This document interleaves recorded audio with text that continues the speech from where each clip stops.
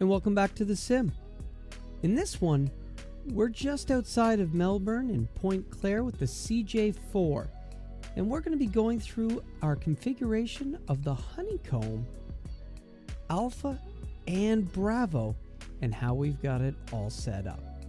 So let's go ahead and jump in. As with all of the videos that we do, these have been published.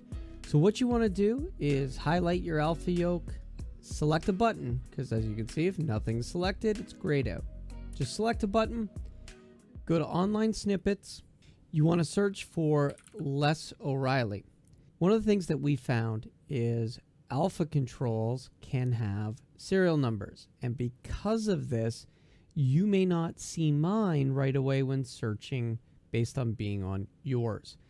And if that happens, it's really important that you show all devices, because as you're going to see, you'll get a bunch of different alpha controls.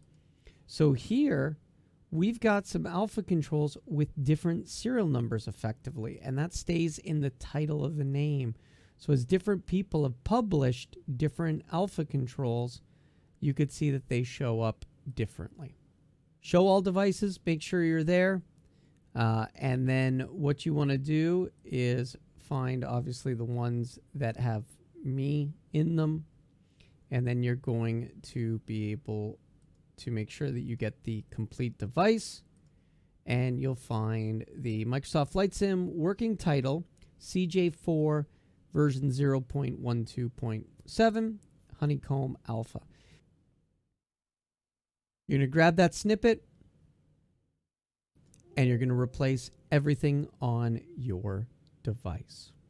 All of these buttons and switches are set up and configured in a manner which is required for the snippet to work. If you've watched any of my other videos, you'll need it configured the same way. And of course, if you go to device settings, settings global, this is how I have mine set up, with buttons being in simple versus full push buttons, as well as switch modes. You can go ahead and you can stop it and go through this. You can also see the other videos. This is how you have to have it configured to make sure that all the events work. Now, don't worry. If you downloaded the snippet first, and then you went and did it, it'll still be fine. All the settings will still be there. Now that we've grabbed our alpha, let's just cover grabbing the Bravo real quick. It's the exact same process. We're going to go to Bravo TQ, click on a button, go to online snippets. We're going to search for Les O'Reilly. We want the complete device. And again, if you don't see anything by Les O'Reilly, what you want to make sure that you do is show all devices. And with the Bravo complete device, we're going to find that this was the one that was recently published. Microsoft Flight Sim, working title CJ4 version 0.12.7, Honeycomb Bravo. Grab this guy, click OK, replace everything on your quadrant. Now that we've done that, we can go ahead and jump into what we did to configure these devices. So we borrowed the picture from Microsoft Flight Sim to make our life a little bit easier to keep track of where the buttons are if you are curious. So button number 1, that's the push to talk switch. Now we use VJoy. You can look in my other tutorials that I've done about using VJoy, and this is because I assigned this inside of vPilot for my push to talk switch. I use VJoy. That way I can remap this event to my yoke, to my flight stick, to another yoke, and I don't have to go into vPilot and ever edit the button. Pretty good use of VJoy in places where you can only map one button. We can't send events from SPAD.neXt to it. This covers it. Button number 2. As we can see from the screen, that is the white button on top of the left side horn. I use this as my autopilot disconnect. Well, turns out when you send the autopilot off command to the CJ4, ever since SU5, the yaw dampener also turns off. We've gone ahead and we've put in a delay, so that's under add condition, pause, that adds a delay, of 300 milliseconds, just long enough for the autopilot to cycle off, and then we turn the yaw damper back on. Make our life a little bit easier. When we hold for longer than 1 second, we will turn off the autopilot and the yaw damper. Button number 3, that one is the white button on top of the right horn. I've left that blank. I'm sure plenty of you will find some great ideas. Same thing with button 4, the red button on top. I have not assigned that. I'm sure, again, people will find lots of great ideas for it. Button 5 and button 6 are on the left-hand side. 5 and 6 are doing our trim up and trim down, but as I do with all of them, I check button 7 and 8, and that way I have to be pushing both up or pulling both down so I don't have a runaway trim event. 9 and 10 on the right hand side, so those are the left and right trim switches. So we've gone ahead and put rudder trim on them, and we're doing the same thing. We are checking against 11 and 12 to make sure those are also pressed. It could also be seen as wasting buttons, so guess what? All you have to do is get rid of the condition out of the event, and then you are good to go. So when you look at the alpha yoke, you will see that 13 and 14 are actually the white. Well, it's actually not white. That image is wrong. The left ones are the red ones. The alternator switch actually got buttons on the top and bottom, but instead we turned it into a switch on off event and we disabled 14.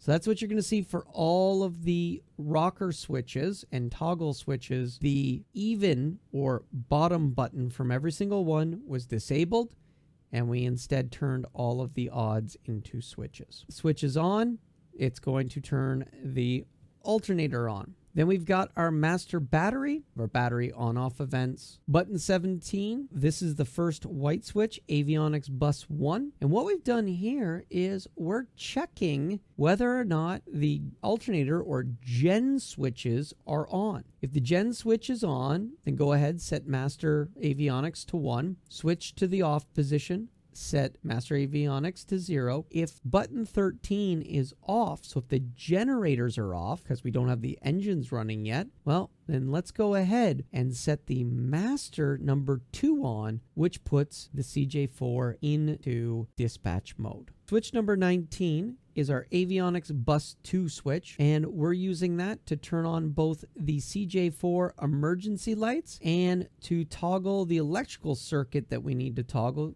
and checking the conditions. Since it's a toggle event, make sure it's off when you turn it on, make sure it's on when you go to turn it off. When we come to 21, that comes down to the left hand side, and that gets us to our bottom row of toggle switches.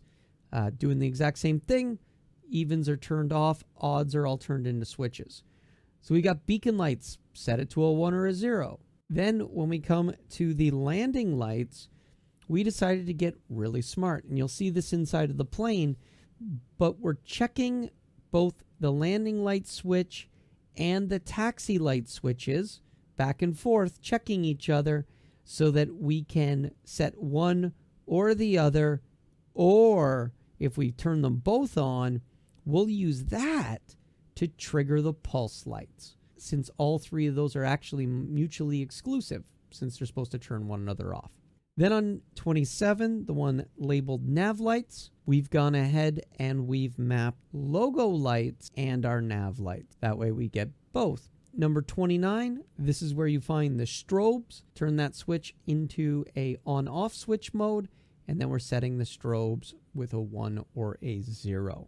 When we move over to the magneto starter switch, that is 31, 32, 33, 34, and 35. And we went ahead and we made them switch modes. And this has been set up in a manner to give us the ability to start the engines in a nice sequence, as well as shut the engines down. So in the off position, checking to make sure that the fuel valves are 1, and if so, it will send fuel valve 0, so it toggles it. Whenever we click to here, we're going to set both mixtures to lean, both starters to 0, make sure that everything is off. When you move it into the right label, we're going to turn on starter 2, so that's the right engine. As that spools up, you'll then move it into the L position. It'll verify to make sure that the engine valve is a 0, in which case it will enable the engine valve, so that'll get the fuel flowing. And with the switch on, we're going to set mixture to rich, which is part of the startup event, to press the run button. We're going to make sure that in this case, we also set starter 1 to 0. So we have a way to back out and shut down the starter if we don't like the next engine start sequence. So when you go into 34, that sets the starter to 1 for the left engine. If you didn't like the start, you would turn the switch back by 1, which would have set starter 1 to 0 and would have canceled the engine 1 start procedure. If the start ignition is going good and the N2 is rising nicely, then when you move it, the both position into the start position, then we'll do the similar thing. We'll make the mixture rich. We'll check to make sure that engine valve 1 is a 0. We'll set it to a 1. Now, if you move it out of this position and back into both, we'll set the mixture 1 to lean, and we will set the engine valve to 0. Thus, we will have pressed the run button and stopped the engine and turned it back.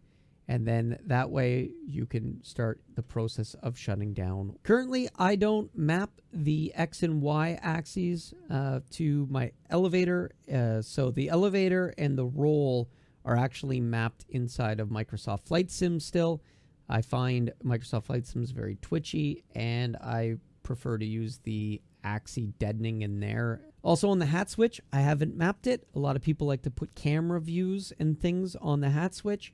And again, you should go ahead and do those inside of Microsoft Flight Sim. Moving on to the Bravo. So just like we did with the Alpha, make sure that your device is configured the same, right? These are the elements I have enabled. You can see the push buttons. You can see these set to switch, and we'll come down to button 13. Simple push button for 13 and 14. 15 down to 21 is a push button. 22 and 23 is a simple. 24 to 28 is a switch. 29 and 30 is a button. 31 and 32 is a switch. 33 and 34 is a switch. And then from there, we start disabling all the odds and making all the evens switches. And then 48 is the last one. That is a push button. So those are the configuration and setup of the device to work with my snippets. Button number 1 is the heading button on the control panel for the autopilot. What we've got set up there for you is a short press that will press the heading button on the control panel. So the heading button right above the heading knob on the FCP. Real quick, while we're talking about that, we are referring to this. This is the FCP right here. FCP, MCP for Boeings. When you hold the button for longer than 1 second, it will push the heading knob, which will give you a heading sync. So your current direction you're flying, you press that and it'll automatically sync the bug to that heading. Button number 2 is labeled nav. So we've gone ahead and put the CJ4 nav mode pressed, and what you're going to find is we check button 18. So when you look on that image, you'll see that 17 through 21 are mapped to the rotary selector, and we just check it. If it's sitting in 18, which is the course position, then when you hold that button, we're going to send pressing the course knob, which will sync the course to your heading. You could do other examples. Maybe you want a specific feature or functionality when you're flying, when you're on altitude mode, whatever it may be. This gives you a lot of flexibility by using those conditions. Obviously, I only have 2 things. I could have left the condition out. I left it in for you to get some ideas and see it. 3 is labeled approach mode. So we've got the working title approach mode button. 4 is the one labeled reverse course, and we've gone and mapped the VNav button to it. 5 is altitude, so we've mapped the altitude hold or altitude press button. 6 is the VS mode, so we've mapped the VS button. 7 is flight level change, so we've gone ahead and mapped our flight level change. It's on the button labeled IAS. IAS, flight level change, speed, all the same thing. Button number 8, you'll see, comes to the other side of the panel, and it's over here. It is the button labeled autopilot. Made it that a short press will toggle on and toggle off the autopilot master, while a long press is going to toggle your flight director. 9, 10, 11, and 12, these are the buttons that turn on with the throttle levers that have the thrust reversers. So when you flip those levers up, they give you switch events. So we have nothing mapped to those for the CJ4. So 13 and 14, so that is your adjustment encoder, and what we've done is 13 is the clockwise turn, 14 is the counterclockwise turn, and we have it just looking at whatever the switch, the rotary switch is set to. So if it's set to 17, that means that's the airspeed hold or flight level change value. If it's 18, then its label is course, so we're going to go ahead and use the working title course knob increase event. When it's a 19, we're incrementing heading lock direction slot 1. When it's 20, now you got your vertical speed, so we have to adjust the vertical hold variable 1, because again, the working title has to use the slot 1 indexes with the CJ4. And then finally, when in 21 or the up position, that's your altitude. 14, same thing, we just copy pasted and we changed them from increments to decrements or a decrease event. 15 and 16 are the flap lever on the right hand side. And since with the CJ4 we got the 2 engines and we've gone and mapped the flaps to the rightmost axis, so it's on the Z axis, we've repurposed the flap handle while flying the CJ4. When you press down, or button 15 for a short press, we've mapped nothing to it currently. If you hold it down, you will move the yaw damper and autopilot disconnect. So the paddle, so we're referring to this right here, the paddle. So if you hold it down, boom, disconnects the whole autopilot. Hold it up, you'll move it back into the up position. So on button 16, which is the up of the flap paddle, a short press is going to toggle the yaw damper. So we decided to use that, flick it up, you get the yaw damper. If you hold it for a long time, that will set the disengage bar back to the off, or in its case, enabled position for the autopilot. As we mentioned, 17 through 21, that's the rotary switch selector on the left-hand side. 22 and 23 belong to the trim wheel. So you don't see it in the picture. When we rotate it towards you, that's 23, and away from you, or nose down, that's 22. So we are decrementing elevator trim. I'm using the percentage because this allows you to dial in exactly the feel you want for the wheel. Trimming by 1% is still too much. You can change this to 0.5, 0.6, 0.3. If moving by 1% is not enough, you can go to 2%, 3%. This gives you the ability to dial in a lot of control. 24 is going to be the leftmost axis, or the y-axis, what we currently have the speed brake mounted to, just like in the picture. When that goes into the bottom detent, that is button 24. The x-axis It also, which we don't have anything mapped to because it's a 2-engine jet, so this we leave in the down position, which is button 25, which we have nothing mapped to, and we've got our cover on it. 26 is the button at the bottom of our Z axis, which is the third axis from the left on the throttle, which is what we have throttle number 1 handle currently mounted to. 27 is the bottom of what would be throttle number 2, or the fourth from the left, and that's the button in the detent. Then you've got 28, which is the RX axis, so the fifth from the left or second from the right. And again, we have nothing plugged into it for the CJ4. And then finally, you have your Z axis, the furthest one to the right. When it is clicked down, that jumps to button 33. So when they did this one, it seems really strange. They jumped a lot. Button 29, when you press the toga button, press that on either the first or second axes. They're linked to button 29. So button 30 is the third axis, or what we have mapped our Z, what will be throttle number 1, and we've gone ahead with button 30, and we've mapped the auto throttle toga event to do takeoff go around mode. 31 and 32 is your gear handle. So we've send gear 0 for 31, and that actually puts it into the up position.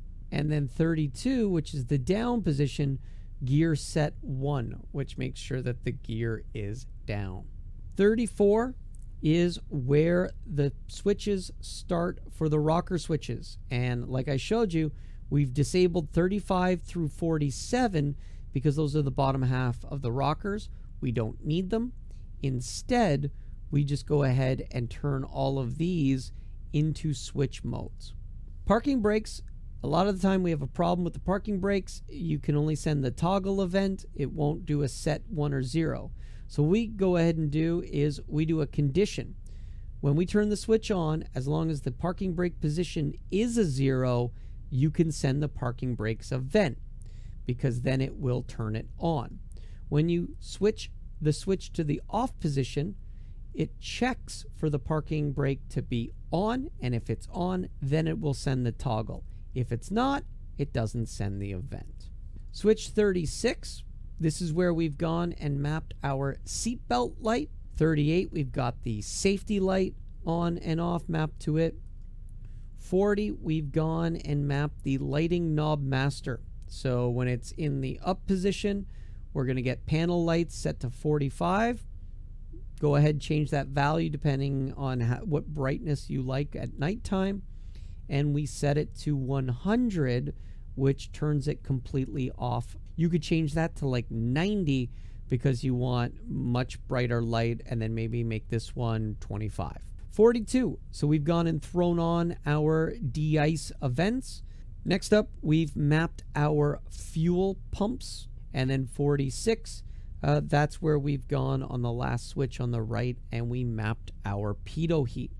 48 is when if you've got the 4 throttles on for like the Airbus or whatever, the button on the right hand side, the rightmost throttle, that will be button 48. Over on our axis, we went ahead for the first axis, and we did not use a standard axis because there is no arm position for the CJ4. So we went ahead and we used the axis spoiler. We're using the axis value, and we're using the axis value direct. Maps perfectly, and we didn't need invert because it's going in the correct direction.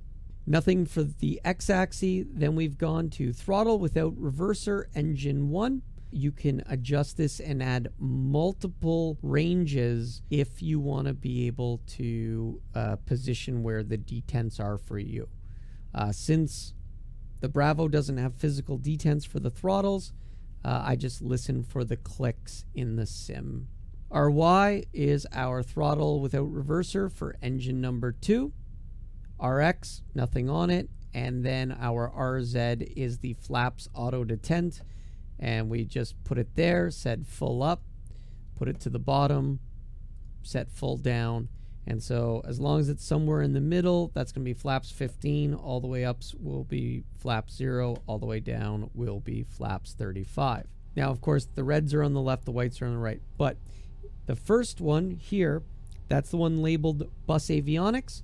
So now you see when we turn that on, it puts us into dispatch mode because we don't have the generator on, or the alternators, right? Since they're not on. We're going to turn off dispatch mode, and we're going to now start the engines. So we've got our battery on. We're ready to go. Of course, we could throw on our beacon light, and we can throw on our nav light, let people know that we're doing stuff. So we're going to go ahead and we're going to move that magneto switch. There we go. So we've started, and you can see down here, the right starter is engaged. We can see the N2 rising.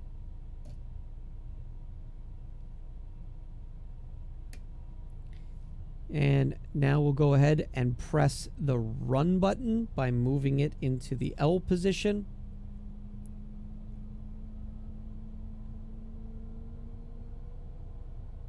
And now our N1 is starting to roll. There goes our oil. There goes our PSI for the oil. And we're waiting for a good start and for the FADEC to turn off the ignition. And there it goes. So there we go. We're good on number 1. Stabilized. So now let's go and move it to the both position. So we can see that has fired off the left engine starter. Left engine is running up.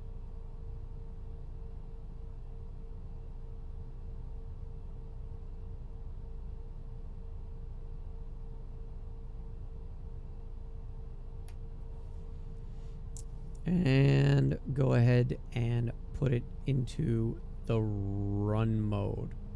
So while those engines are starting up, so strobe lights on off, as we talked about, the nav lights are going to turn on your nav and logo, and your taxi light will turn on taxi, your landing light will turn on landing. But if we have the taxi light on and we turn the landing light on, that will turn on the pulse lights. So this is where these conditional checks come in.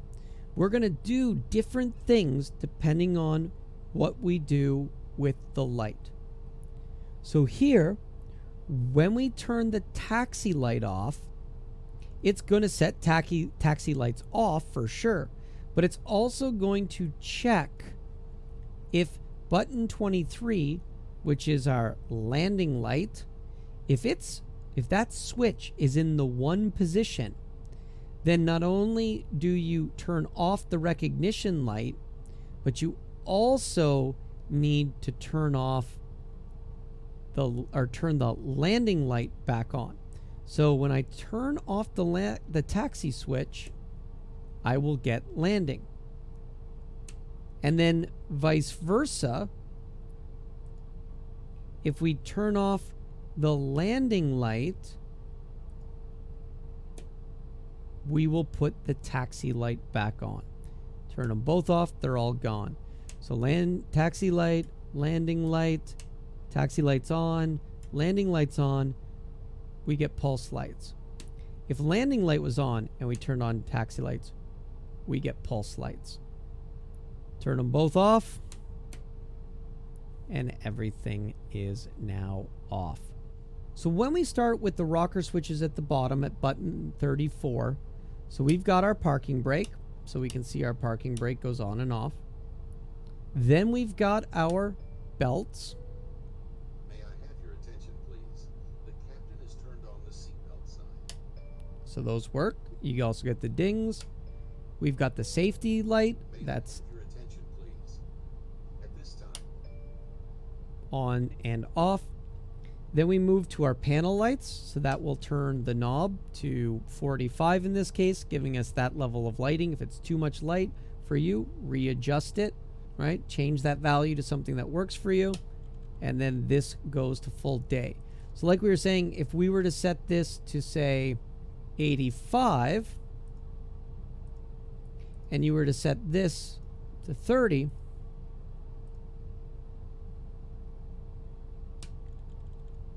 maybe that's a little bit dimmer, works better at night, and now your off position is just a brighter light. Maybe you still want the panel lights on when you're day flying. You're going to see the de-ice comes on. We can see that we've got our pitot heat, and then also we can manually turn on the fuel boost pumps. So that's where we've gone and mapped all of those switches. So with gens off, avionics will go into dispatch mode. With gens on, avionics will go into the on position, and then finally the two last ones, which include this guy. Now we got our emergency lights, and we've got our standby instrument. So we've got our throttles, we have our speed brake, we have our flaps position. On the display, we've got our FMA, we've got all of our buttons. So while we're looking at our Bravo, looking at buttons 1 through 7, we can see we can trigger the heading mode for the working title CJ4. Let's turn off the toga so it goes back into pitch mode. So that's that custom heading mode button. We've got our nav mode, and so here, since we don't have anything in, it's armed, not active, but it's there. And of course we go back and fail over into roll. We've got our approach mode button.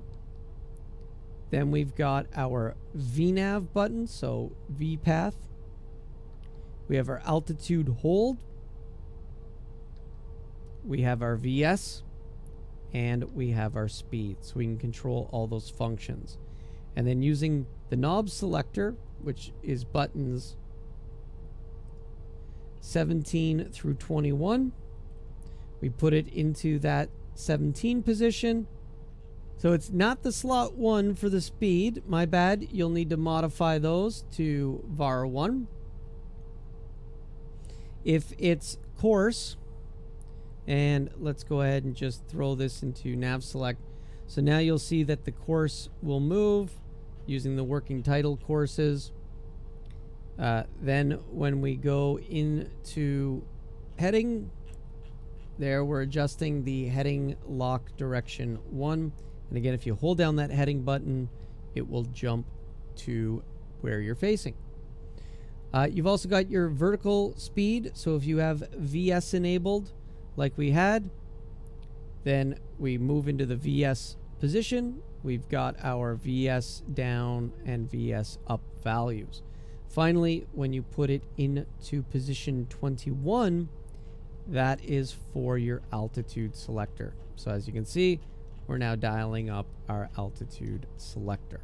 So the autopilot system works. You got your hold down will turn off the flight director. Hold down button 8 turns it on. Press it for autopilot mode. Autopilot. Press it to disable. The flap handlebar 15 and 16, push it up. I get my yaw damper toggle. Hold it down. Boom, goes the disconnect. Hold it up. Reconnect. Everything is there. On the Alpha, again, we have that disconnect button. So if the autopilot is on, we press it. It will turn off the autopilot and turn the yaw damper back on for you. So there you go. That's everything you need to know about mapping the Alpha and the Bravo to the CJ4 and getting yourself up and running. If you like this video, please hit that like button. Subscribe if you haven't so you can come along on more of these videos. I do try to do some other stuff, but it's been pretty busy with obviously all these videos people needed for SPAD.neXt. As always, guys, thanks for watching. Have a great day.